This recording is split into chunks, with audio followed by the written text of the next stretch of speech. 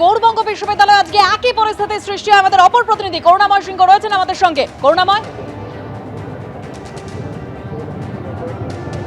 একদমই দেখো, যাদবপুর বিশ্ববিদ্যালয় যে ঘটনা, সেই ঘটনার রেশ মালদাতেও আছড়ে পড়লো। মালদার গৌড়বঙ্গ বিশ্ববিদ্যালয় এসএফআই কর্মী সমর্থক তারা বিক্ষোভ দেখাতে আসেন। তুমি ছবিতে দেখতে পাবে যে সেখানে এসএফআই এক নেতাকে সেখানে ঠেলে তাকে মারধর করা হয় এবং এরপর এসএফআই এর আরও কর্মী সমর্থক তারা আসেন। ঘটনাস্থলে পুলিশ পৌঁছে পরিস্থিতি নিয়ন্ত্রণে নিয়ে আসা হয়। এসএফআই এর তরফ থেকে আগামীকাল ইংরেজবাজার থানা ঘেরাও করার কর্মসূচি নেওয়া হয়েছে, যদিও টিএমসিপির তরফে পুরো অভিযোগ অস্বীকার করা হয়েছে। টিএমসিপি দাবি করছে যে এই যে ঘটনা, সেই ঘটনায় কিন্তু টিএমসিপির ওপরেই হামলা করা হয়েছে। টিএমসিপি কর্মীরা যখন শিক্ষামন্ত্রী ব্রাত্য বসুর ওপর হামলা, পরিস্থিতির দিকে আমাদের নজর থাকবে। দুজনকেই ধন্যবাদ।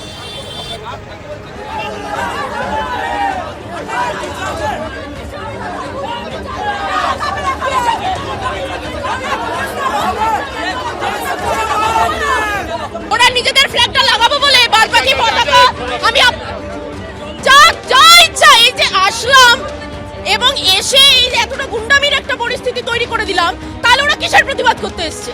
ওরা কিসের প্রতিবাদ করছে যে এখানে এতটা ভ্যান্ডালিজম করার প্রয়োজন মনে হলো?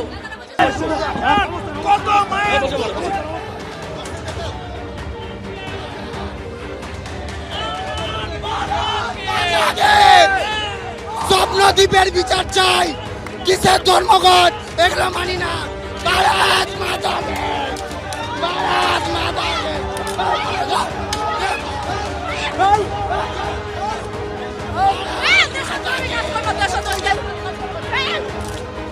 স্বপ্নদ্বীপের বেলায় কোথায় থাকে এরা? তখন তো ধর্মঘট দেখে না। সমস্ত ছাত্রছাত্রী ক্যাম্পাসে নেই, হঠাৎ তারা এসে এখানে ফ্ল্যাগ ভাঙছে, এটা তো তাদের কোনো একটা অসৎ উদ্দেশ্য। মানে এসে ক্যাম্পাসে ছাত্রছাত্রীদের মারা, ক্যাম্পাসের যারা সিকিউরিটি গার্ড আছে তাদের মারা, তারা তো কোনো সৎ উদ্দেশ্যে এখানে আসে না।